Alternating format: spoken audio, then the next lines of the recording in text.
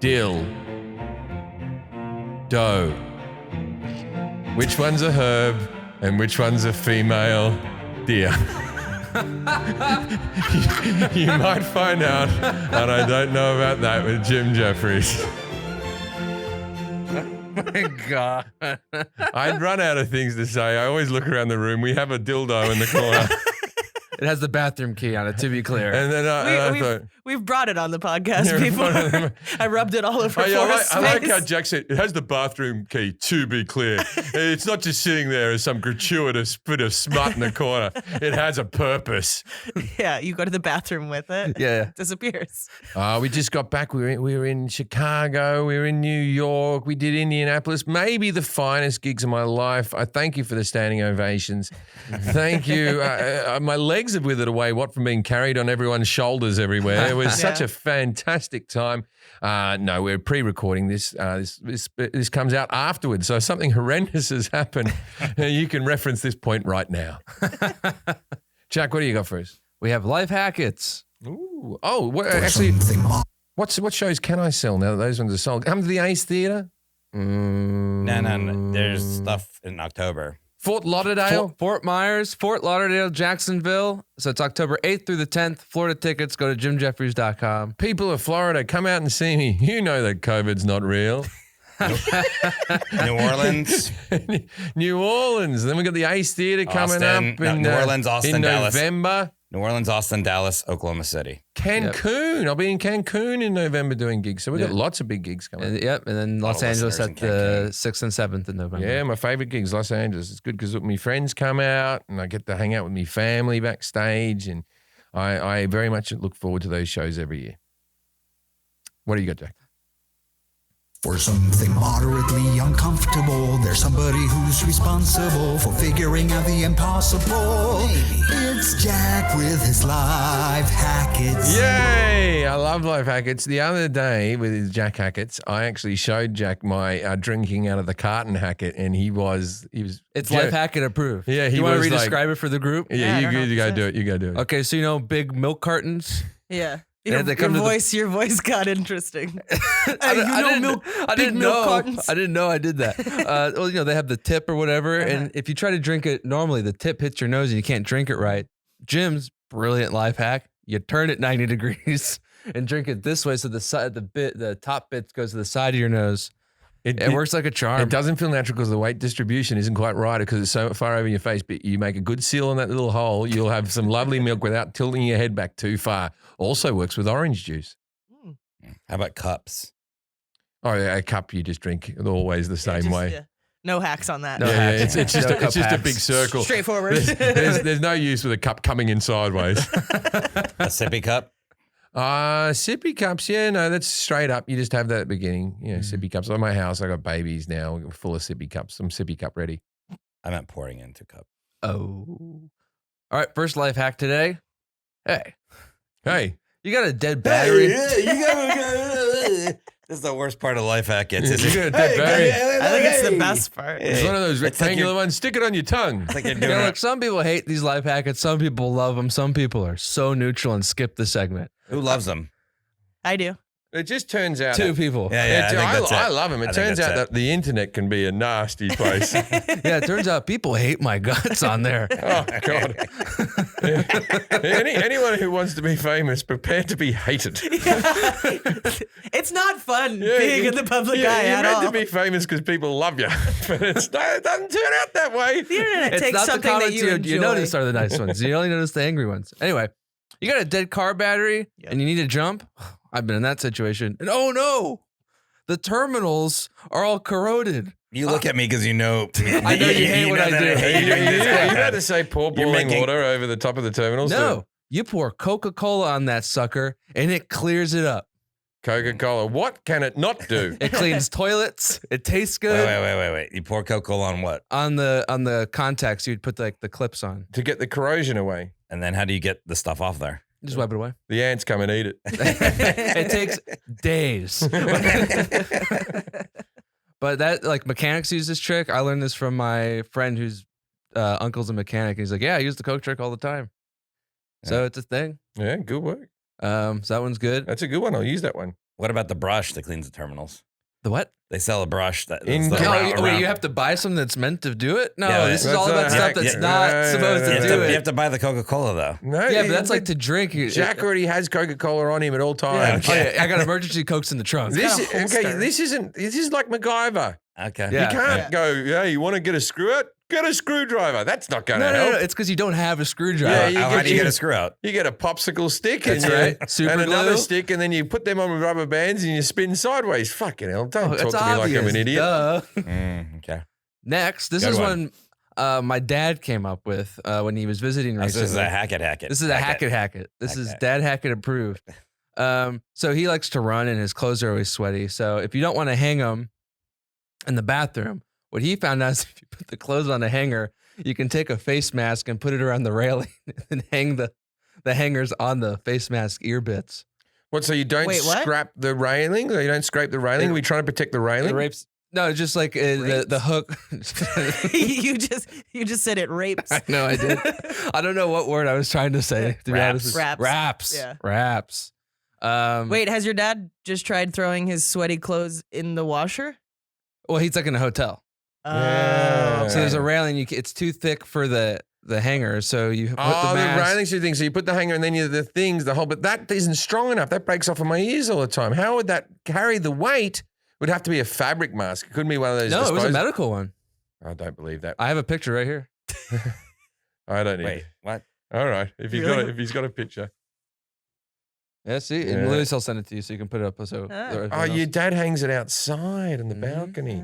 Where's that at? Pasadena Hotel. Oh. Cool. Your dad lives in Pasadena in a hotel. Yeah, yeah. Yeah, that's where he lives. He just stays there to relax. He likes looking at the He mountains. doesn't even call Jack when he's there. Wait, I was in Pasadena, right near you. Could have called you. Goes out to Disneyland. Just drive my clothes. It was a good time. next life hack. These are going great so far. All right, this is the best segment so far. I'm ready for it to go horribly wrong. They haven't been bad. No, they're not bad. No, I feel bad usually. Well, Why because do you you said feel rapes. bad? I'm very supportive. I know you're just so supportive. I don't know why I feel bad. It's a mystery. Are you embarrassed by your chopstick skills? Like you don't know how to use them very well? I'll say this about me. My chopstick skills are excellent. Mine are pretty good. Do you do it properly, or are you just able to do it? No, I can do it. Because I don't do it properly, but I can use chopstick. Like I have my modified method. But if someone that knows how to use I it do sees me, it they'll that be like, way. "You're doing it wrong." But I can do it. I got 2 chopstick hacks today. Oh wow! The first one The is first one's a fork. it is. The second one's using your hands. If you're embarrassed by chopstick skills but want Asian food, go to Thai restaurants because they don't use chopsticks very often. They use them very sparingly, and it's very normal in Thailand to just use forks. So if you don't want to look like an idiot, So go if to a you- Thai restaurant. If you want sushi, and then you buy the sushi, then you go sit at a Thai restaurant, and you're like, "Give me a Yeah, fork." that's right, It's give the me a law. fork. That's right. You can get a fork at any Asian if you restaurant. don't- Right, Yeah. that's kind of embarrassing, but it's It- totally normal to use a fork at a Thai I mean, restaurant. if- You could don't just not wanna be use- insecure. If you don't want to use chopsticks, go to a steakhouse. Well, I thought you guys would find it interesting that the culture in Thailand is they mostly use forks. Anyway, that's the fun fact there. Anyway, the next one is a real chopstick trick, and I bought my own chopsticks to show you. Wait, you have personal So- chopsticks. Yeah, I have a Pretty case cool of box. I like it. Dang. Those are Um, nice. So a trick I learned in Atlanta at a Chinese restaurant was to help train kids how to use chopsticks. I'm surprised I don't see it anymore, but if you get the They put the little thing on the hinge. Yeah, The hinge, and then the the rubber hinge band. trick. Yeah. Mhm. all right, great, that was it. All right, just give me the chopsticks. I want What do you mean to. you've never seen this? I want to. I haven't seen it anywhere else since the restaurant in Atlanta. Oh no, everywhere does. Yeah, that, they all do Jack. it. They all do that. Yeah, it's for kids, yeah. That's the whole world. We thought it was at one restaurant. I don't know. I've just never seen it. Do you want me to put Betty it Yeah, together? Hannah they just does pass it, them to her, and then she'll pass them to me, and everything. All right. So let- as but far as- yeah, Or can I You're should gonna still show- describe it in case other people haven't Yeah, seen just it. show us how to do it. I was going to. all right. So give me that water bottle. We'll see chopstick skills if Mhm. we can pick it up. Okay. There you All go. right, middle. Good form. Oh. Well, that one's hard. Gatorade bottles heavier. Gatorade bottles are easy. There you go. Okay. The mug. Here's some wire. Yeah. Chopstick skills. How about A this? professional. Let's plug. That's a big heavy. Yeah, apple you That's not can't gonna you happen. can't do that. I can pick up a pair of Ray-Bans. Can you eat any of this stuff though? No, I can't do that.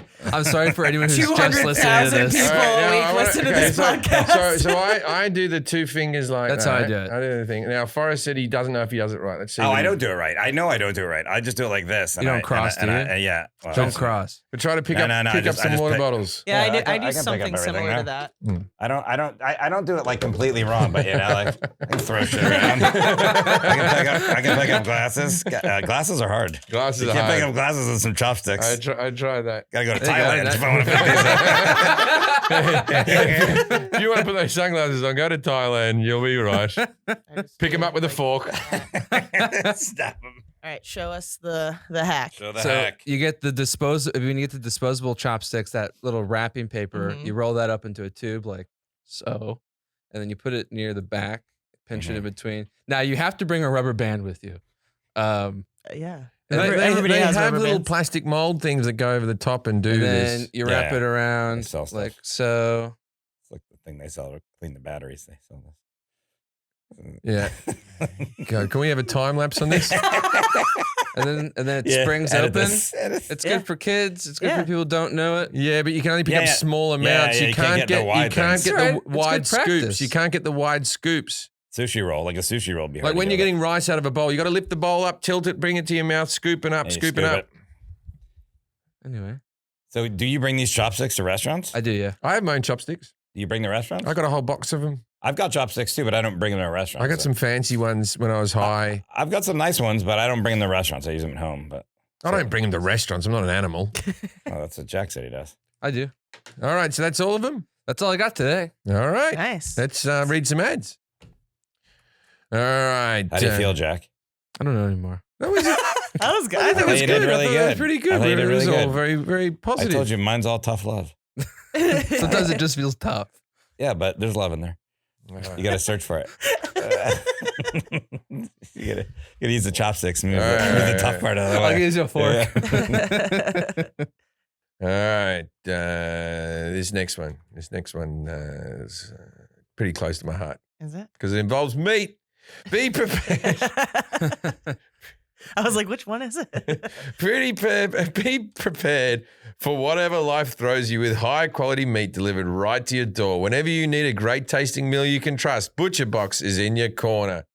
ButcherBox makes it easy. Each box has 9 to 11 pounds of meat of your choosing. Options like 100% grass-fed and finished beef, free-range organic chicken, humanely raised pork, wild-caught lobster tails, and wild-caught Alaskan salmon, and sugar-free bacon. That's the only meat I eat now, is humanely or organic Yeah. or raised properly. I don't want the animals to have a fucking shitty life, and so here we go. This is the good stuff. There's no better feeling than knowing you can skip the grocery store because there is a variety of ButcherBox meats already waiting for you in your freezer. Luckily, today's sponsor, ButcherBox, is offering our listeners ground beef for life. Now, come on. You've heard some promotions in your day, but you've never heard someone said, do you want ground beef for life? And for our Australian listeners, minced meat for life. So we have a different word. For a limited time, ButcherBox is giving new members 2 pounds of ground beef in every order for the life of your membership. That's $2 pounds. That's feeding a family of Like fucking $20. 7. Yeah. Yeah. Imagine having never to shop for ground beef again. It has been the bane of my existence. No. Never again. I love shopping, just not in the ground beef my aisle. God, I Can't agree never know more. when to get it because do I get it after I get all my stuff? Do I get it before the frozen things or afterwards? How cold do I have to keep it? Wouldn't it be good if it just came to my house? In fact, like it's written here on this sheet, the deal is a no-brainer. I didn't know that's what minced meat was. Minced meat, yeah, minced meat. I always thought it was like minced. Yeah, like minced garlic. Yeah, grounding, mincing. It's the Oh, yeah, same. when you mince something, and yeah, but okay. All right, keep going. Sorry. Good to know. Yeah. Okay, process is so simple that I can handle it. That's what they've written here. Maybe the person that was writing that wrote that. The about process themselves. is so simple that even a buck-toothed moron like me, who can barely wash his own arsehole without the use of a Hello Tushy, can handle it. I still have Jack to do it, but I could do it if I wanted to. Is that written in there? You could. I could do But it. I have could Jack do I it. could do it all by myself. It's not like filling out a simple form. You sign up, choose what type of box you want. Do you want to personalize your choice and get a box that's or get a box that's already curated, like a theater or a museum? Do whatever you want. Then choose the frequency of your delivery. Now, for people living at home, frequency means how often you want to get. Oh. ButcherBox ships your order frozen at peak freshness and packed with 100% in a 100% recyclable box. And shipping is always free. So don't bloody stay awake about that. You enjoy great tasting, high quality meat delivered right to your door. This is your chance to never have to shop for ground beef again. Okay? Imagine what you'll do with all that free time. You'll never have to shop for ground beef again. That's right. ButcherBox is giving new members free ground beef for life. Sign up at butcherbox.com/IDK and get 2 pounds of ground beef free in every order for the life of your membership. Log on to butcherbox.com/IDK to claim this deal. Come on, free. It's free. It's free. Love free stuff. If you want to look like you know what you're doing in the golf course, I'd recommend standing next to me whilst I play golf. But if you don't want to do that, you can't find me because I'm like the A-team. It starts with looking good for the part. Before cuts, Jack had no respect on the course. None. We were like, you're a moron. That's right. You can't bloody do anything with Coca-Cola. You're stupid. And now we say, you might be all those things, but you look good, son. Well, you can only guess. They've taken a classic men's fashion staple, the plain tee, and refined it, combining premium quality with minimalistic aesthetic. Cuts, shirts, polos, hoodies, and crew shirts are made for the man who works hard, plays hard, and never settles for less, all in the sport of business. Built for performance in the boardroom, the bar, or the gym, Cuts clothing keeps you sharp wherever the game takes you. Take the plain tee and make it all Tony Stark. So I assume they put some type of light bulb in the middle of it that glows. Oh no, it's just that he was good with technology. Oh. The bleeding edge of fabric technology meets the man confident enough to wear it. Cuts clothing. We wear the Cuts. We all wear the Cuts here. Yep. They sent us the box of Cuts. Forrest wears the Cuts. Jack wears the Cuts. We haven't given any to Luis because he drives a wooden car, and we don't want Cuts to get a bad name. So I wear his Cuts as well. I actually pulled up next to Luis yesterday when we were leaving the studio, and his entire car was like smoking. Yeah. Someone had a match near it. He was getting his car tuned up yesterday, and it died when they were trying to back it out. All right, enough.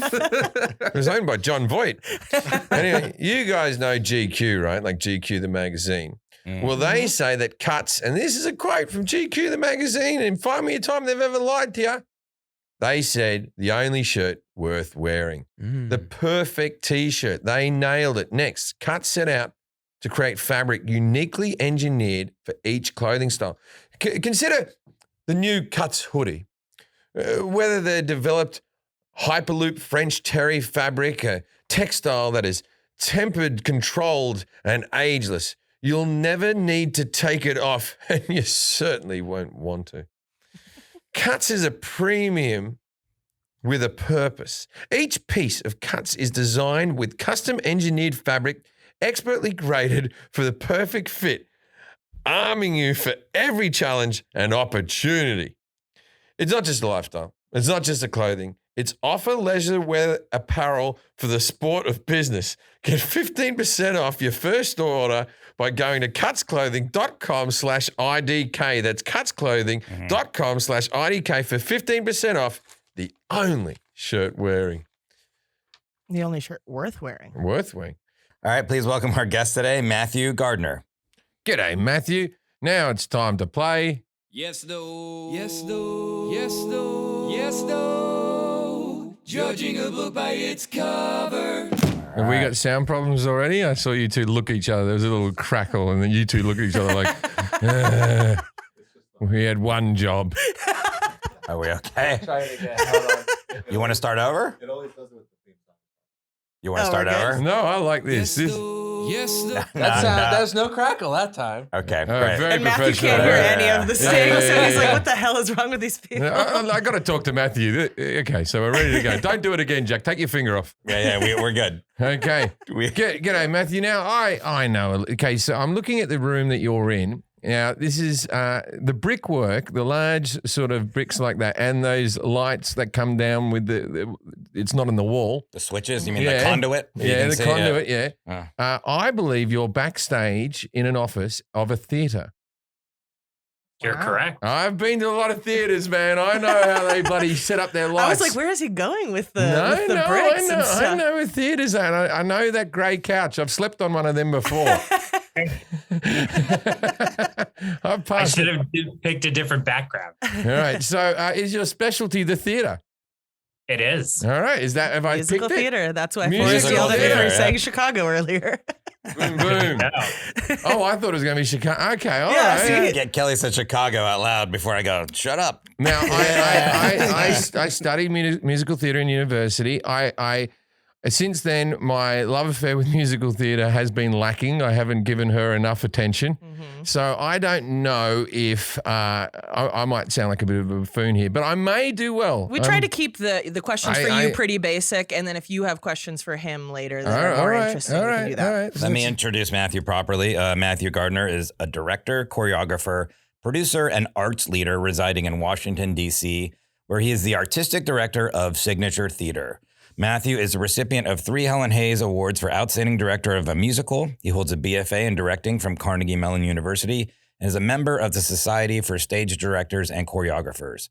His Instagram is Matt C. Gardner, and that's Gardiner, and his website is matthew-gardner.com. Thanks for coming on the podcast. You can tell us a little bit more about yourself and how you got to this point in your life through musical theater, if you want.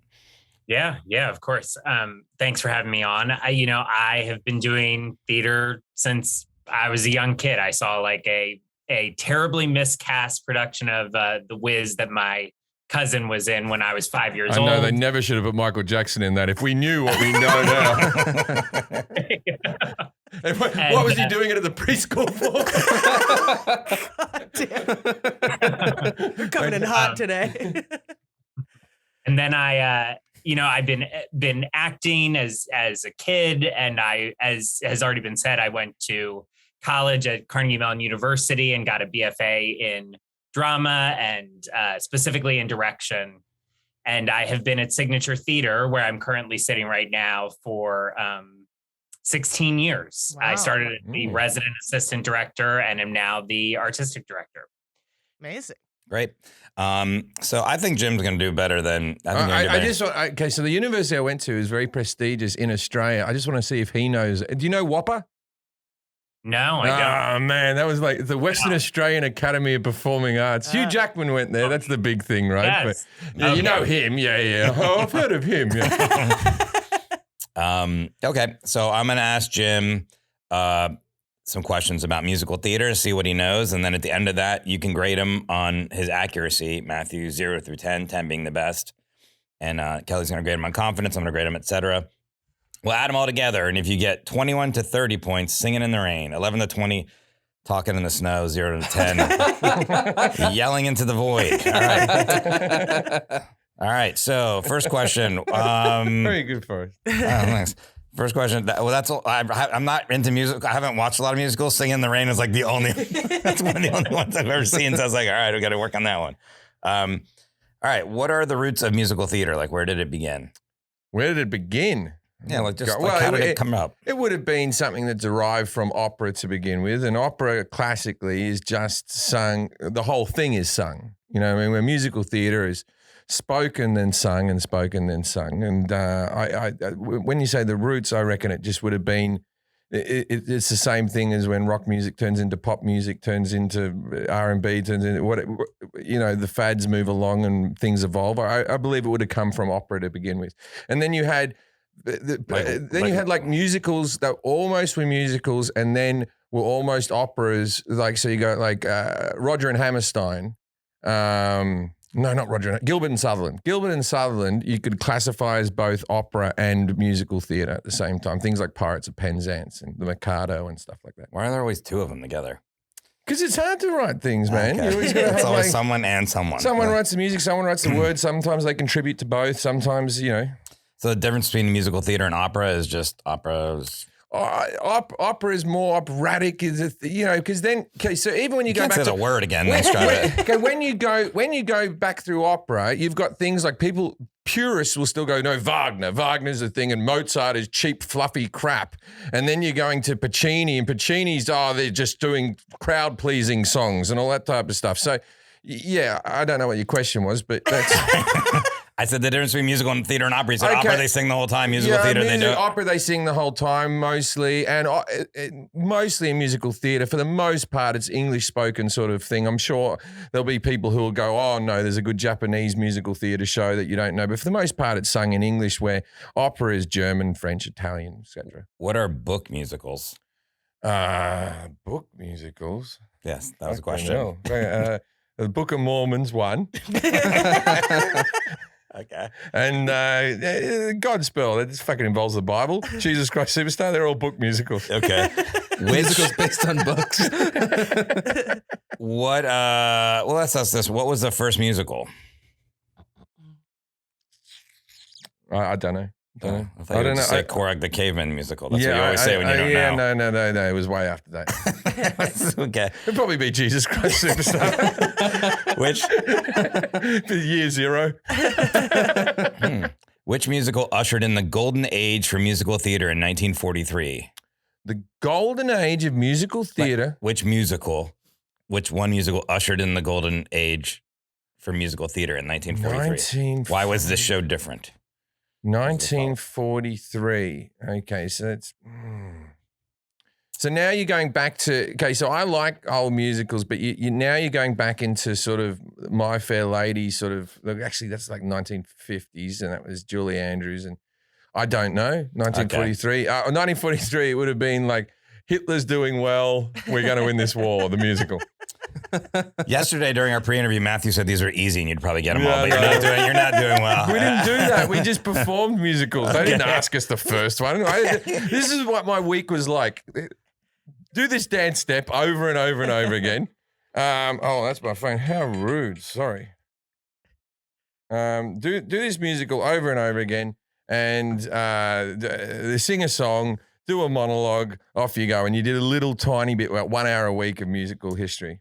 All right. Well, let's just I'll ask you a few more, and then we can just get into these as we go along. How about this? What is the longest running musical on Broadway? Longest running musical on Broadway. This is okay. So it's either Phantom of the Opera or Les Mis.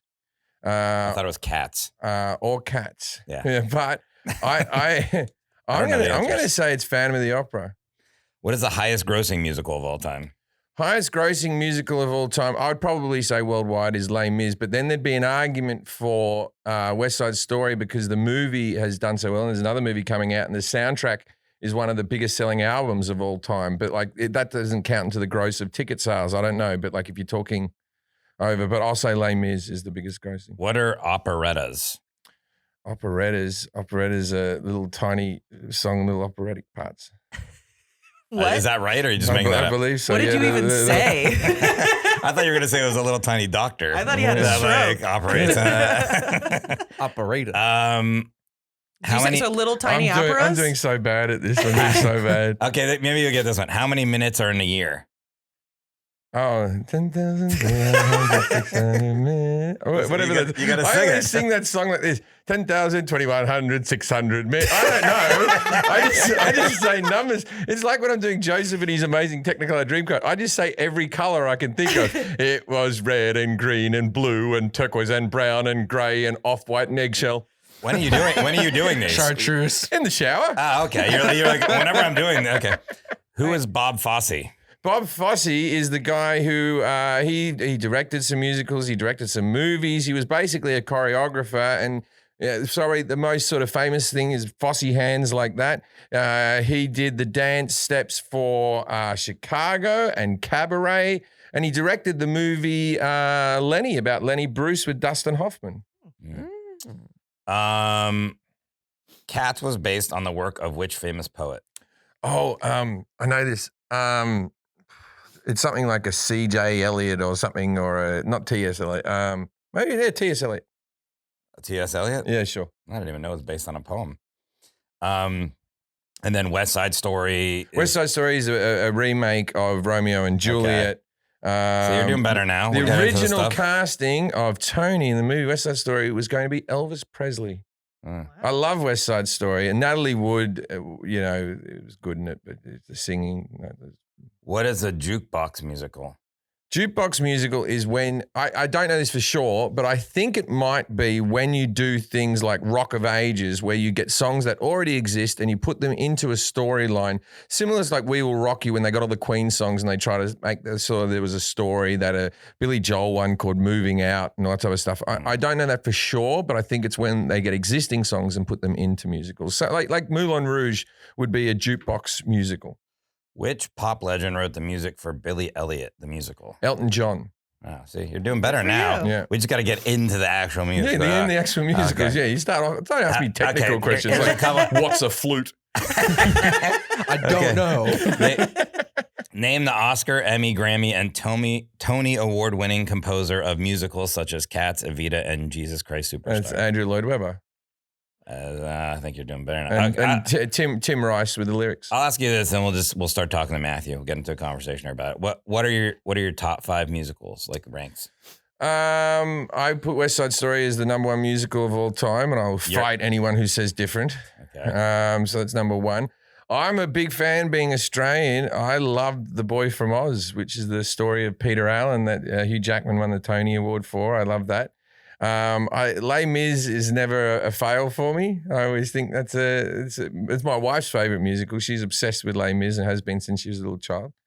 That's 3. I like the old ones. I like one of my big show-stopping tunes in university when I had to sing for an exam or something. I used to do Freddie's song from My Fair Lady. So My Fair Lady has a soft spot, and I still own the original recording with Julie Andrews in it before they brought in that hussy bloody, what's her name, that everyone thinks is good looking, who bloody just smokes cigarettes all the time. What's her name?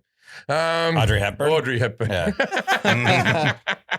Anytime you go over to a girl's house, if she has a picture of Audrey Hepburn and Marilyn Monroe on the thing, get the fuck out of there. I used to. Don't. That's a basic ass, I won't say the word, but that's no good. Well, you know, I'm really into chick flicks, and the Breakfast at Tiffany's is not. Oh, it's about a prostitute who fucked everyone No, over. that's not the problem. The problem is she's not a terrible person. She's terrible. She's terrible. Even at the end, she throws her cat out of the cab and in the rain. You're like, what the fuck is going on? Like, all right, one more musical. What's your top 5? All right. I can. Henry Mancini wrote Moon River, and he also wrote Baby Elephant Walk. So No, one more. You need one more. one more. In your top 5, you have West Side Story, The Boy from Oz. Escape to Margaritaville. Yeah, no. Is that a musical? Oh, yeah. Is that Jimmy Buffett? I have the good. T-shirt, the poster. All right, I'm gonna pick like an old school one that I enjoyed as a kid. Haven't these all been old school? Yeah, but I like the old school. I still see the new ones. I'm going to put fucking Brigadoon in there, man. I did that as a high school musical, and I still hum tunes from Brigadoon to this day. Sinatra used to do covers of songs from Brigadoon, and since they've made the TV show Schmigadoon, which I was obsessed with Schmigadoon. I fucking loved it. Yeah, you called me talking to me about it like as if I talk to you about musicals all the time, and I'm like, I don't. It was I've seen Singing in the Rain and Hamilton, and that's about it. It was a Roger and Hammerstein takeoff. You know, and they did bits of Sound of Music, they had bits of Oklahoma, they had bits of Brigadoon in there. It was fantastic. Okay, let's talk to Matthew. Matthew, how did Jim do on his knowledge of musicals? 0 through 10, 10's the best. On his knowledge of like the roots of musical theater. Well, everything, everything all the I asked questions. him, all the questions. All of it? Yeah. I mean, I would give him like a 7 or Yeah. an 8. I would agree with He that. did pretty Yeah. good at the end there. Yeah. Yeah. Yeah. You didn't feel confident Well, until the early end? stuff is So, when's yeah, the first one and all I'd that. give you 7 as well. That was the stuff. 14. I'm going to give you 7, so you're at 21, so you're singing in the rain. Yeah. Yeah. Doop-a-doop-a-doop-a-doop-a-doop. We just paid $10,000. So, You probably tried meditation before and it didn't work, right? Or maybe you felt like you were doing it wrong. If mental health is part of your self-care plan this year, you owe it to yourself to try Headspace. Okay. Headspace is your daily dose of mindfulness in the form of guided meditation and easy to use app. I started using Headspace myself because I've always tried to meditate, but my mind wanders. And the app helps you do that. It helps you give you mantras and stuff like that. Headspace is one of the only meditation apps advancing the field of mindfulness and meditation through clinically validated research. So whatever the situation, Headspace really can make you feel better. Overwhelmed? Who's overwhelmed? Most of us. Headspace has a 3-minute SOS meditation for you, right? Need some help falling asleep? Oh, do I ever? Yeah, I'm always awake when the baby's not. I'm just awake all the time. Need some help falling asleep? Headspace has wind down sessions their members swear by. And for parents, Headspace even has a morning meditation that you can do with your kids. Headspace approaches mindfulness can reduce stress, improve sleep, boost focus, and increase your overall sense of well-being. Have you tried it yet? Yeah, I listen to a meditation every night before I go to sleep. And then I've been trying to get myself on a morning meditation, but most of the time I just lay in bed until I absolutely have to go. Have to get somewhere and then you're late. I understand. Headspace is backed by 25 published studies on its benefits, 600,000 5-star reviews, and over 60 million downloads. Headspace makes it easy for you to build a life-changing meditation practice with mindfulness that works for you on your schedule, anytime, anywhere. You deserve to feel happier, and Headspace is meditation made simple. Go to headspace.com/IDK. That's headspace.com/IDK for free month trial. What do you got to lose? It's a free month. Yeah. With access to Headspace full library of meditations for every situation. This is the best deal offered right now. Head to headspace.com/IDK. All right, Matthew. So what are the roots of musical theater? Like, how did it begin? Jim said derived from opera. But how did it? Yeah, I mean, that's not far off. I mean, some people would argue that musical theater goes all the way back to ancient Greece, and like Commedia dell'arte had dance and singing in it. But opera sort of in the 1800s was sort of the birth of like music and theater combined. And Jim sort of hinted at this as well. Like the real sort of the place most people say where contemporary musical theater came from is operetta in France and Vienna, which then basically was the combination in America of operetta along with vaudeville and burlesque and yes, even minstrel shows that sort of combined to create what we know of as musical theater today. Yeah, I didn't ask that. I was supposed to ask what is vaudeville too. But. Yeah, vaudeville's a tricky one. It always seems to be like it's like some guy comes out and falls over a bit, gets some laughs. Then a woman comes out and sings a song, and another bloke juggles, and then they do magic tricks that involve making your head look like it's elevating and coming back to you. Because every time there's like some like act like the boy with tape on his mouth or men in coats or comedy acts, everyone goes, oh, they're vaudeville routines, and it's like, what are you talking about? You fucking been to vaudeville? Shut the fuck up. I don't even know what is vaudeville. What does vaudeville mean? I don't know if that. Yeah. I mean, vaudeville is a French term that basically was when it was in France, was speaking towards a type of theater that included dance and ballet and everything. And then when it came to America, it turned into sort of different segments. So 10 to 15 segments that would include singers, dancers, comedians. It's a variety show. Over 100 different vaudeville houses throughout the country. My grandfather was actually a vaudeville performer, and his act was just to walk on a wheel. Right. That's where like the Marx Brothers got started. His and, like, grandfather's also a mouse. Yeah, and you mentioned burlesque, I think, too, right? Because when I first moved to Los Angeles, I was trying to get gigs wherever I could, and we would do stand-up on these burlesque shows. And I never understood. I guess that, like, historically that was a thing, but I just felt like when I would walk out there. It is a weird dichotomy. Yeah, you look at like I watched the movie Chaplin the other day. So Charlie Chaplin basically played the best drunk you could play. Like he fell over and he would act like he was in the audience, then come up and try to light a cigarette and burn his hand and then fall on his back. And so all the like the Stooges and all that type of stuff. There's a lot of slapstick in vaudeville from what I can tell. Yeah. Yeah. I guess W.C. Fields is probably involved in that too. Yeah, All right. So what is the difference between musical theater and opera? Jim said all singing Versus some talking. some talking in musical theater. That's basically what it is, right? Right. You know, operetta is somewhere between opera and musical theater, right? And operetta was where they started to introduce the idea of some spoken text in a lighter, a thematically lighter themed story. Was I right in saying Gilbert and Sutherland was operetta and stuff? Yeah. Totally is. Yep. I wonder when the first person that sang was. That must have been weird. Like everyone was just talking. And then some guy it's like everything. It was someone trying to play off something else, right? So there was a guy who was rocking around. Some kid hit a football into his nuts, and he went, "Oh, yeah, happy days." It was Josh Gad's grandfather. What are book musicals? Jim said Book of Mormon is one. Godspell, all based on books.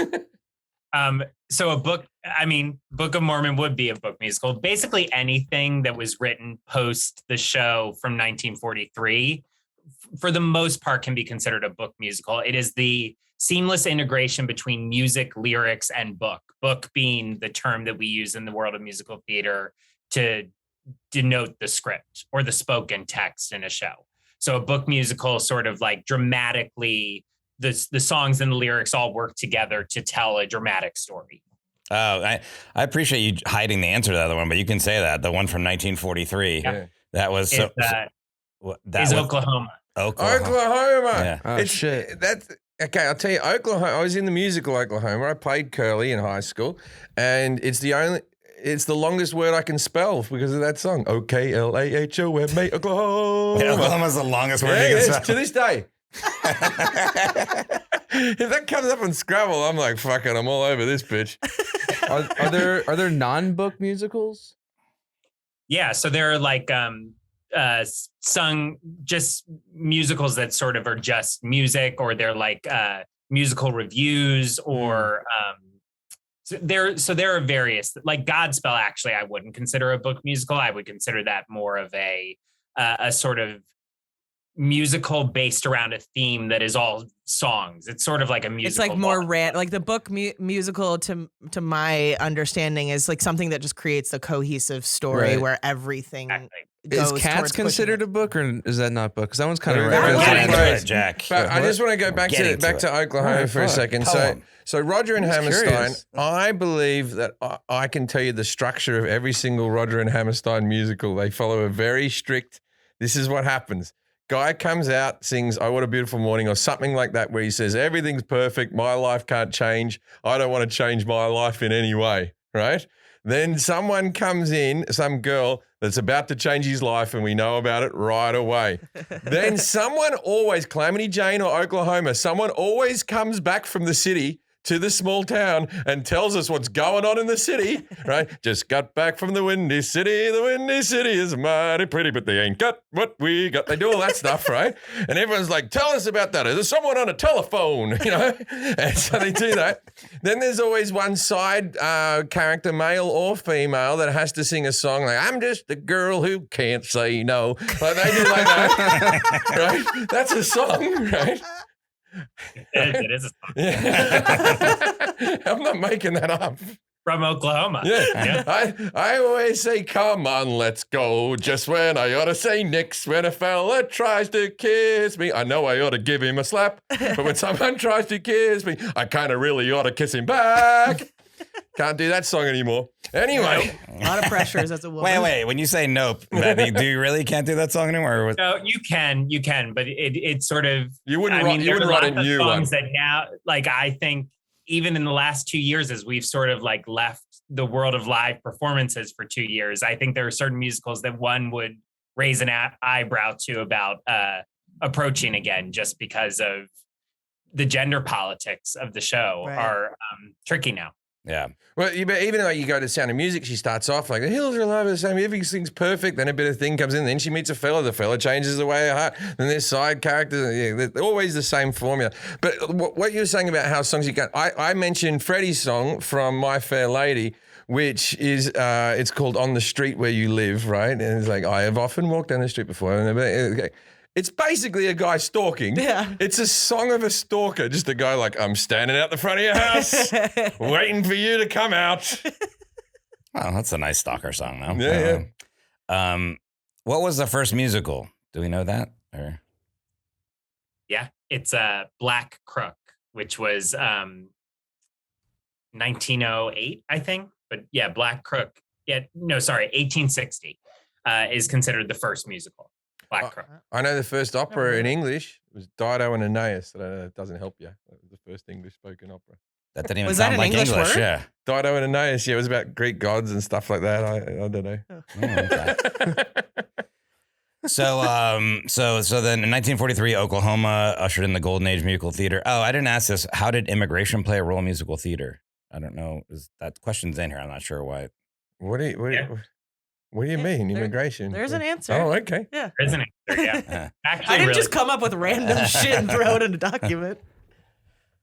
do you want me to say? Yeah. We don't know. Yeah, he that. doesn't know. I mean, it is interesting because it's, as with many things, lots of different immigrants are coming to the island of Manhattan and bringing all of their culture and all of their artistic traditions.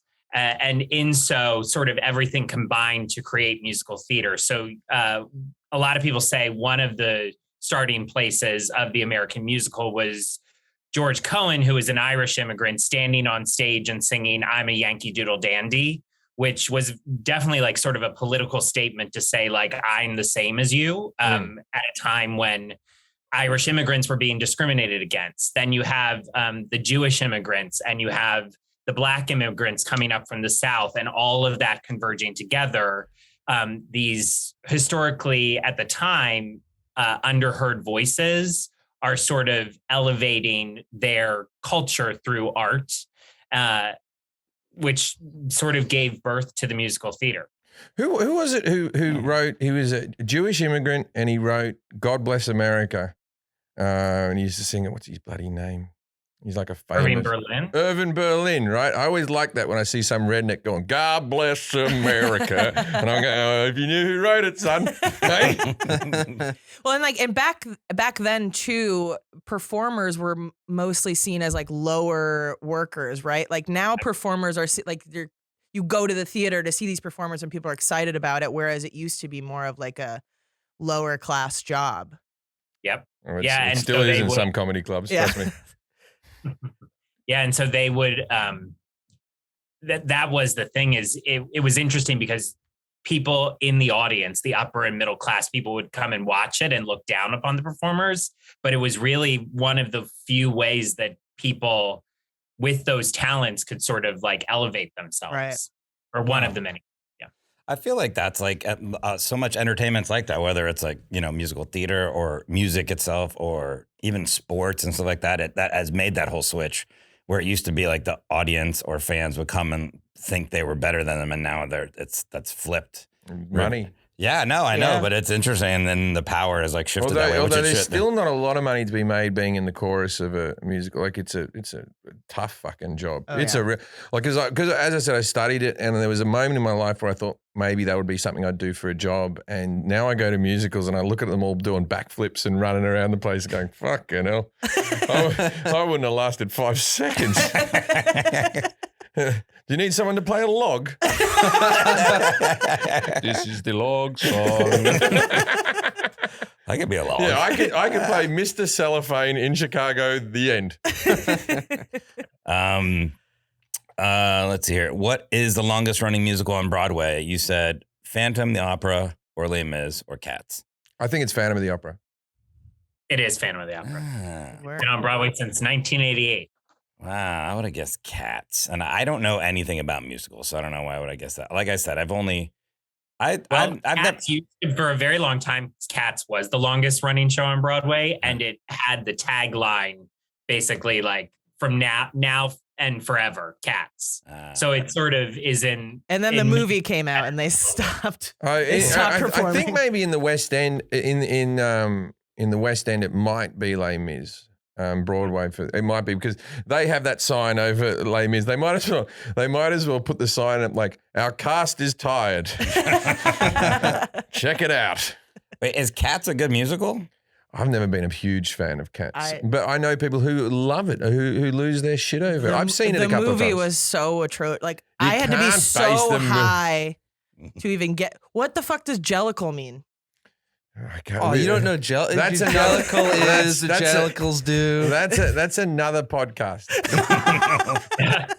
I'll tell you all about Mr. Mistopheles and what he got up to. Yeah, I've never been. I guess my mom. It's just me and my mom growing up, and I think she was into. I think she liked what's the one? Hair. That was a musical. She liked Hair because she was a hippie, and that was like a hit. That was kind of like that. Right. I have to credit my mother for my love of musicals. My mother was always watching musicals on the TV, and then in Australia, we didn't have what you have here in America. It's sort of similar to what we have here in LA. You have one show that's touring at the Pantages. And you go see that. And there was always one production, not just in your city, but touring around Australia. I think they have Hamilton at the moment, right? And so they just have this one musical tour. And so you really got to see one new musical a year, and it was the one that was in town. And my mother took me to all of them. So one of the first things I did with my son when he was, 4 or something like that, the first musical I took him to was Charlie and the Chocolate Factory when we were in London. Because I thought that's going to be a light. He's seen the movie and he'll have the thing about musicals now, modern day musicals, when you're talking like Aladdin, anything from the Disney world, especially, it's a lot about production and a lot of fucking magic tricks. Yeah. It's like Beauty and the Beast. When he changes from Beast into the Prince, you go, how the fuck did they fucking And then like you're watching Aladdin like, that carpet better fucking fly. right? Everyone's dancing and hiding behind boxes and stuff like that. So I think for kids now, that's a little hook that sort of gets them into it. It's almost like watching a Cirque du Soleil show in comparison to the older one. Yeah, like that part in Wicked when she like flies up. Like that's so profound. It's such a huge moment. Like Wicked is such a great show to see live. But I would say it started with the chandelier in Phantom of the Opera. We all heard this story that the chandelier is going to fall on top of you. You think you're going to be crushed to death, and it wisps off the thing. And the whole musical starts with a curtain over the chandelier, and then it rises up because it looks so perfect in the theater, like it's always meant to be there. But I think that would have been the first big, large prop. Am I right? Tell me. Yeah, that I was about to say, like that sort of started the whole move towards huge spectacle that led to like Miss Saigon with the helicopter. And the chandelier was definitely sort of the beginning of the mega musical and the spectacle. Let's take out Brigadoon, put in what's her name? What did you just say? Miss Saigon. Miss Saigon. I love Miss Saigon. Miss Saigon was Miss Madame Butterfly. Was it a rerun of Madame Butterfly? That was based a good on one. the opera Madame Butterfly. Yeah, and so that's a hell of a good one. Have you seen Spamalot? I have seen Spamalot. Yes. Or Avenue Q? I loved Avenue Q. Avenue Q is those are in my top 5 for sure. I know a few guys who got to play the king in Spamalot. They started giving it to local comedians as the cast got weaker and weaker. My brother was in it in Chicago because my middle brother was a musical theater major at University of Miami. So that's where I get any of my information from. See, you guys have seen everything. Like I said, I'm telling you, I've only seen Singing in the Rain and Hamilton. I'll take you to one. Yeah, I'll find you a good one. I'll take you to one. Because I always said I'm not into musicals, whatever, but I'm really into tap dancing. For some reason, I love tap dancing. And so someone told me to watch Singing in the Rain, so I did. I was like, there's never been a more graceful dancer than Gene Kelly. He had was something light on his feet, that man. But anyway, I'll tell you my tap dancing story. So I may have told you this already, but dancing was my Achilles heel in university, and I never passed, and I used to have to resit exams again. And when other students were moved forward in the class, I still had to get this one fucking dance step right. So anyway, we had tap dancing. Now in tap dancing, they have this thing called time steps that you have to get right. And it's sort of like for your examination, do this time step, that time step. And so they basically were going to pass me as long as my feet were doing the right thing. My head was down. I was hunched over like a hunchback fucking tap dancing. I was not light. Anyway, so I lived in this this sort of 2-story townhouse in Perth, and it was all terracotta tiled floors, so they weren't perfect space to tap on. You'd scratch the floors. So I bought this bit of wood, and the only place, because it was quite a small place, the only place that I found that I could put this bit of wood to practice tap dancing on was at the top of the stairs.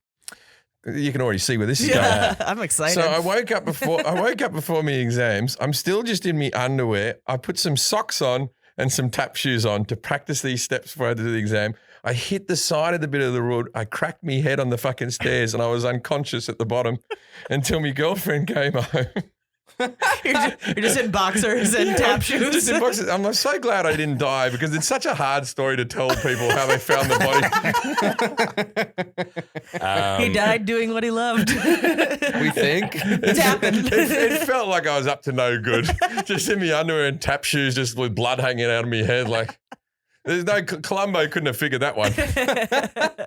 There's no way he was just tap dancing. Well, someone like me, Matthew, and I'm sure there are other people listening to this podcast that aren't necessarily in the musicals. Like, what do you think I should watch? Like, or what I should see? Like, as far, like, all I've seen is those two. Yeah, I love that Jim said he would fight anybody because West Side Story is the greatest musical. Because I agree with that. Like, in terms of like something coming together so cohesively, I think West Side Story is unmatched. And West Side Story is about to have a new movie with Steven Spielberg directed. That, I mean, so far the trailers for it look pretty decent. So I would encourage people to see that when it comes out this coming holiday season. I think Spielberg is directing West Side Story, the musical. Has directed. It's in the editing booth right now. It's coming out. I had a chance to be in the sitcom One Day at a Time. But I chose to do the Jim Jefferies show instead. But I was going to be casted One Day at a Time, and I was going to be acting alongside of Rita. How do you say her name? Moreno, and I was super excited because she was from West Side Story. She's also like 90 years old or something like that. But I was super excited. Okay, so West Side Story. What other ones would you suggest? I mean, I think everybody right now loves Hamilton for good reason. Like, it is an easy way into the world of musical theater in a way that is responsive to the musical, the music of this moment. Yeah. Right. So sometimes it's hard to get people into musicals when you're like trying to push on them popular music from the 1950s and the 1960s. And unless, you know, you're like Jim and I, and sort of were raised in the world of musical theater and have an appreciation for that time period, it can be hard to get people interested in that. So, I mean, I feel like Rent, Hamilton. You're directing Rent coming up, right? I am. Awesome. Yeah. Yes, you start that very soon, I think. I do. Sorry, go. Yeah, it's like the reopening of our theater after two years. Oh, it's the first show in 2 years at your theater. To literally pay the rent. Because I tell you what, I went along to Hamilton because I like old musicals so much. I kind of went kicking and screaming like, I don't want to see people rapping and blah, blah, blah, blah. And me and your brother went. Okay? Me and Scott went. And I had a wonderful time. We went and saw it. Me and Scott go to musicals together, went in New York. All right. Okay, so I'll start with those. Just watch the TV show Hamilton. Speaking of, I've seen Hamilton. I saw Singing in the Rain, which I liked it. That's an old one, and I like that one. You saw a theater production of Singing in the No, Rain? I watched the movie. Oh, okay. Well, you got to go to a show, Forrest. Fucking hell. We'll find out what's at the Pantages. I went to a show. The only musical I've ever been to. We were on a junior high school trip, and we were in Washington D.C. But I was in junior high, and we saw Godspell at the Ford Theater where Lincoln was shot, and I was just so enamored by the fact that the president had been shot in this. I literally looked at the booth where Lincoln was shot the whole time, like, oh yeah, we're watching, and it was Godspell. Is that what I said? Yeah, Godspell. Yeah, but I don't remember much of it at all. So yeah, I guess I got to see one live. I like most musicals. I have a couple that I have little tiny like. I don't want to bloody do Fiddler on the Roof. It always looks like such a dreary musical. I've seen that so many times, and it's just not pleasant every single time. I still don't know what it's about. Neither do I. I've seen it at least 5 times. And I'm like, I don't know. Is there a Fiddler on a Roof? I don't know. I've never seen it. Oh, okay. Speaking of Rent, I asked Jim how many minutes are in a year. Yeah. Are there 10,621,600 minutes? And what was that? How does it go? 525,600 minutes. All right, so I was off by a few minutes. 500. Yeah, okay. 520. That's a lot of minutes. All right. Who's Bob Fosse? Jim said famous choreographer, Fosse hands, Chicago cabaret, directed Lenny.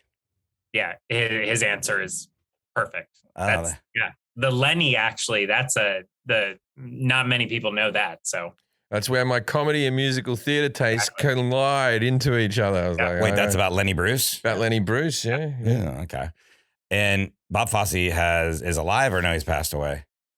passed away. Yeah. Okay. They've got a drama with Michelle Williams. Michelle Fosse Williams. Verdon. And who's the guy? He's in it. My wife loves this actor. Who's the bloke? Sam. Sam. Yeah, Sam. He You was know in Sam. He was in 3 Billboards. Played the cop. Yeah, Sam. Oh, yeah. Sam Rockwell. Rockwell, yeah. Sam Rockwell. Yeah. Oh yeah, Sam. yeah, he rocks. Well. Rockwell. Ah. Whoa, Hey. that was an accident. And I think Jim I don't know if he got these right. Cats was based on the work of which famous poet? Is it T.S. Eliot? I think I've got that wrong. I know it's. No, it's correct. I got it right. Wow. Really? It's a Wow, poem? I didn't. Boom. What's the poem? I just thought it was a bunch of cats. It's a series of poems About cats. written by T.S. Eliot. It's called the Jellicle Journal. So it wasn't about cats, the poems. It was about all this other stuff, and they made him the cats, or was that like the? No, it was his. So T.S. Eliot was basically writing he was speaking about sort of the hierarchy and the class system in London, and in telling or speaking about that, he did it through cats. Okay, that makes sense now. I didn't think T.S. Eliot wrote a poem about cats. So, They were about cats, but they were like disguising, like how Animal so Farms. he did write a poem Animal about Farms cats. about Okay. It's a animals, but it has a metaphor. metaphor for other things. I don't know. Is that a book musical? No, All right. no, that is. It's a poem musical. It's a book I'm of just poems. verifying. I was cut off earlier. Sorry, Matthew, go ahead. Now, one could say there's like a journey to cats, but for the most part, it is sort of. It's just a bunch of songs. It's a bunch of the poems turned into songs, and a bunch. I don't like the musical Cats. Mayhem ensues. I'm not a big fan of cats either, and I love cats, but I don't like cats. It's a dilemma. What's the worst musical? Are you allowed to say? That's an opinion. No, I'm thing. asking Matthew. Are you allowed to say, Matthew? Cats. Yeah. Okay. I just don't need adults acting like they're animals and then rubbing up against me in the front row. Get up there and sing a song next to your oversized fucking can of baked beans. Oh, they come down and rub on you? They jump around. There was one lady who tried to sue one of the members of Cats because they act like cats. They Yeah. come and sit on your lap and shit. Sometimes they're a bit gregarious and they throw a leg up on your shoulder. But you know what you're in for when you fucking go to Cats. Don't try to Me Too a fucking cat. They're doing 10 fucking performances a week, right? There's going to be some audience collateral damage here, right? This lady was like, and then the cat just grabbed my head and pushed it into the groin. I was like, get the fuck out of here. It's Cats. You're going to sue your cat when it comes and sits on your face? No, you just get irritated and move on with your day. Jukebox musical, Jim said, is when you do things like Rock of Ages and take songs that already exist and put them in a storyline. I think you said Billy Joel too as well. 100%. Yeah. That's what it is. So that's it's like taking songs from one catalog and putting them into a story. So Rock of Ages, Motown the musical, Moving Out, which is the Billy Joel musical. Yeah. Jersey Boys. Is that I tell you the best jukebox musical, in my opinion. Mamma Mia. Mamma Mia, you have a good time at Mamma Mia. You go along and you're like, those songs work perfectly. They have songs that actually tell stories in them about hope and joy and loss and love and all that type of stuff. Some of the other ones, there was a Rod Stewart one called I Am Sailing, which was, they were trying to make those songs match together. It's like, hey, I'd like to go out with you. If you think I'm sexy and you want my body, come on, baby, let me know. And that's like a relatively more modern type of musical, the Jukebox. Yeah. That's sort of. Be 30 years now. I'm sure there are probably earlier examples of a jukebox musical, but like they've picked up prominence in like the 90s and 2000s. And movies like Moulin Rouge really sort of pushed that along, where that became sort of the I've seen that. Yeah. Okay, I've seen another musical. Did you see? I didn't like La La Land. People love La La Land, but I didn't like it. I like The Heights. It just came out. I thought that was very good. I wasn't into La La Land. I didn't like La La Land. I guess I've seen some more musical movies than I thought. I was on a bad date for La La Land. I love La La Land. Yeah, because the Jukebox ones, it's funny because it's like Bruce Springsteen as a musical. And I'm like, what? This is like... Well, there's American Idiot, Green Day. I love that one too. There's about to be a musical in DC that's all Britney Spears music. Ooh. Does she get the money? Ooh, I'm in. Does she get the money? It's called One More Time. I don't know who gets the money. Yeah, if I couldn't go, I'd just stand out the front with a bit of cardboard that says "Free Britney" tickets. Free Britney tickets, pretty good. Free Britney tickets. That's a good one, Jim. Maybe your best joke ever. Which pop legend wrote the music for Billy Elliot the musical? He said Elton John. That is correct. Right. Elton John in the original casting in the West End production of Billy Elliot was Tom Holland, who you all know as Spider-Man. Yep. And his father is a man called Dominic Holland, who is a friend of mine who was a stand-up comedian that I worked with. And I remember seeing Tom when he was just a little boy, this little 5-year-old hanging out with his dad. And I hear you've directed Billy Elliot as well. I have directed and choreographed it here at Signature. Yep. What has been your favorite show so far to work on, whatever? What's your favorite? I was lucky enough to direct a production of West Side Story maybe like 5 or 6 years ago because it's my favorite musical. We do at Signature, we do a lot of Sondheim musicals. So Sunday in the Park with George, Passion, Sweeney Todd. Those are also all great. I reckon Stephen Sondheim is at the top of the ladder when you're in university studying musical theater. It's like if you come in and you sing an Andrew Lloyd Webber song at one of the classes, you're a fucking hack, right? And if you come in and you sing Sondheim, this person knows Stephen Sondheim. Send in the clowns. Oh, this person knows what they're talking about. You're nodding your head. Is that accurate? Yeah. It's interesting. You know, Stephen Sondheim and Andrew Lloyd Webber have the same birth date and are considered like the two titans of the American musical, but are definitely polarizing. Like you either sort of land in the Sondheim camp or you land in the Andrew Lloyd Webber camp. I used to, in my 20s, I was very Sondheim camp, and now I'm like, live and let live. I like them all. But so Stephen Sondheim was the lyricist for West Side Story. Bernstein, what's his name? Anyway, so Leonard Bernstein. Leonard Bernstein, right? So Leonard Bernstein wrote the music. Stephen Sondheim, I think, was like 21. What I want to say, he was very, very young. And he wrote the lyrics, and there's things that are in that musical from like a young bloke that an older bloke probably wouldn't have done. Like just the song Maria is just the same word basically sung over and over and over and over and over again. And it's beautiful, but you would never, I don't know, it wasn't in the structures. It was like taking a risk. That was like a real different thing. But like my favorite song from West Side Story is There's Something Due Any Day, I Will Know Right Away Soon As It Shows. And all atonal stuff that goes up. And then Maybe Tonight. And it doesn't end on like a major drop, like a fifth to a first or anything like that. And it leaves you going, ooh, something is about to happen. It's like the tension there's stuff in the music that's telling the story. Just the notes are telling stories more than just the dialogue and the thing. It's amazing. And like right before the interval, when they all come together and the Jets are going to have their way tonight and tonight, all the music's overlapping and it all comes together like fucking the end of Abbey Road. And you're like, this is brilliant. It's fantastic. Yeah, agreed. That is a great show. How many productions have you directed? I would say 50 or so. In my, say professionally, I have either directed or choreographed over 50 plays or musicals. Wow. Okay, I want to do a quiz with you, and let's see if we can both do it. Let's name, and someone might have to Google this. Okay. Let's name all of Andrew Lloyd Webber's musicals in order. You can do one, then I'll do one. We'll go back and forth. I think I can do this. Okay.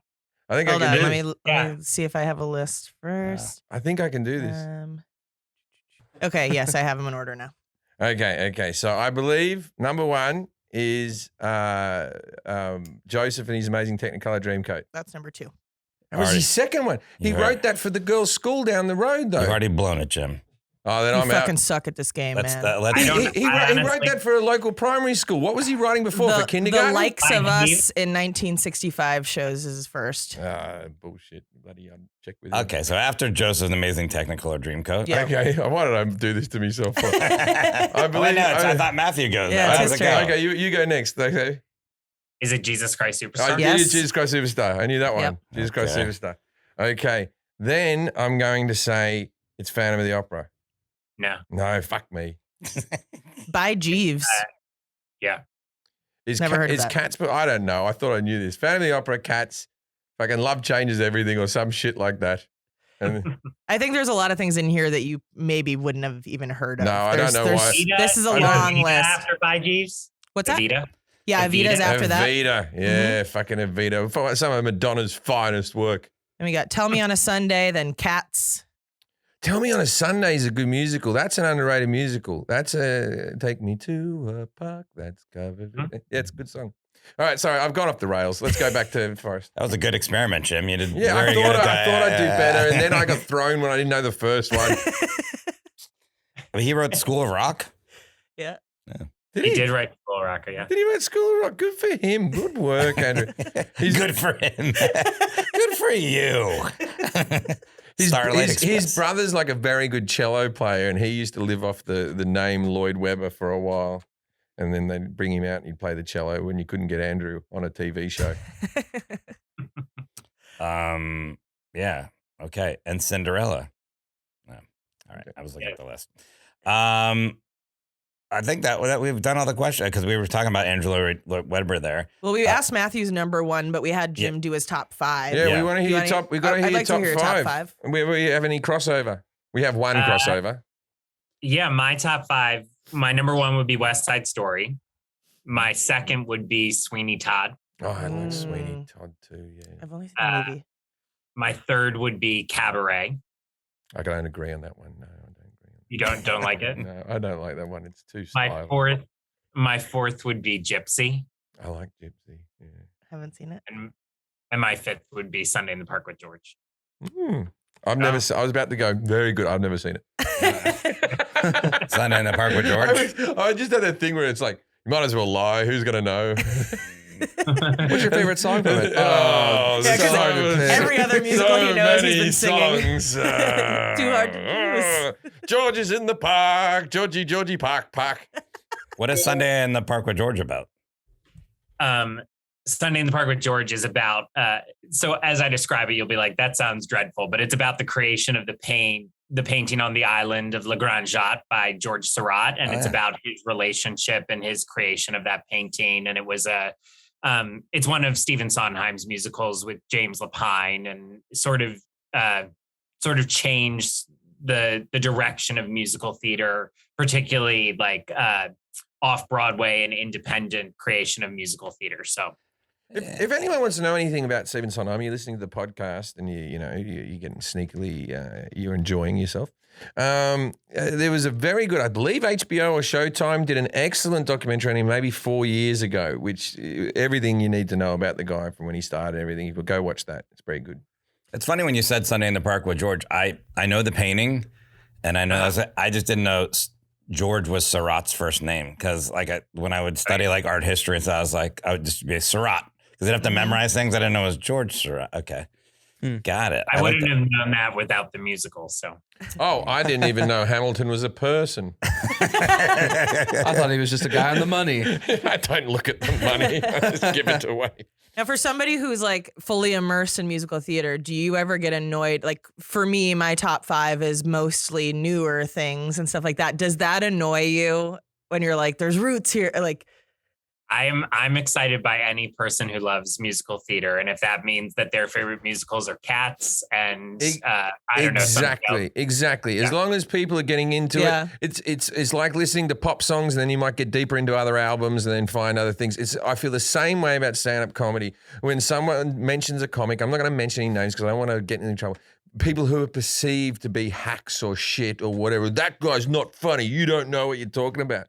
I'm just happy that someone's into fucking stand-up comedy, man. Yeah. That the art form that I've chosen to do for a living is being watched by people, whether it be my taste or someone else's tastes or whatever like that. Just people, because they might find me later on. Right. They might. But I even find in comedy too, when their favorite comedians are newer ones, you get these people who think that they own comedy, and they're like, oh, really? Well, I like the older guys. And it's like, fucking shut up. The amount of people who are angry at me because I'm not still talking about cocaine and prostitutes is fucking beyond me. just like, he used to be good. Maybe I grew up and you didn't. Or it's like, oh, you like Jim Jefferies? I like George Carlin. Like that's like they always do this like these legends. It's like, oh well, if that's not your favorite comedian, then you don't know comedy. And it's like, shut up. That's got to be Richard Pryor. Yeah, when someone writes, oh, you're my favorite comedian, someone writes underneath, really? Have you watched blah, blah, blah? Yeah, exactly. Like, just let people like what they fucking like and fuck off. I have a question. Go away. I have a question about, because you mentioned Hamilton. So when I saw it, Lin-Manuel Miranda, did he write the music too? He wrote everything. Wrote everything. Okay. So amazing. Like I watched it and it was really good. The first 5 minutes I was like, not sure. And then it was amazing. It was great. But I remember afterwards being like, wow, that was really impressive that he wrote all the songs and stuff, but he's in it. Is that common for the person that writes it to be very uncommon? Because maybe I'm wrong in this, but to me personally, he clearly was the least talented of the performers in that. Like I saw it on Disney Plus, and it was like Leslie Odom Jr. and I can't remember the other guy's name, and the guy that played the king. Like all those people were. I was like, these guys are so good. Yeah. So it's not common for the person that writes it to be in it, right? No, Lin-Manuel, he sort of made a name for himself when he wrote In the Heights, which he also starred in. And so it's sort of with his musicals has become expected that he is in them. But I think he also, well, actually, I don't know. He might prefer to be in them or not. I don't know. He has the chops to be able to do it, right? Yeah. So if you look at like... Yeah, I didn't say it was bad. I'm just saying everybody else was so good. Yeah. So I was just like, Gilbert and Sutherland were a couple of fat guys with handlebar moustaches. They weren't about to come out and have a song, like... Yeah, I watched that documentary about, and I know this is, it is musicals about those two guys, the Sherman brothers, who were the guys that wrote everything for Disney, and they used to sit down the whole, great documentary, and they sat down the hallway, and they used to write a spoonful of sugar and all that type of stuff, and they wrote those super califragilistic type of songs in the Jungle Book and all that type of stuff. And those were just a couple of sort of blokes that one of them had a cane, he'd come back from the war and was walking around, and they'd never be bloody singing it, they didn't have much of a voice. And there's another good documentary on the Disney thing. The guy who wrote all the lyrics for Beauty and the Beast, and he also wrote the lyrics for Little Shop of Horrors, which is a great musical as well. Howard Ashman. There's a documentary on Disney Plus called Howard, which I feel like you've promoted a lot of documentaries. No, but I watch a lot of documentaries, and I only tell you the ones that are good, right? I watch all the documentaries. That one called Howard's very good. I don't think he lived to see Beauty and the Beast ever actually been made. He died of AIDS, and he was, I think, the first person to be given an Oscar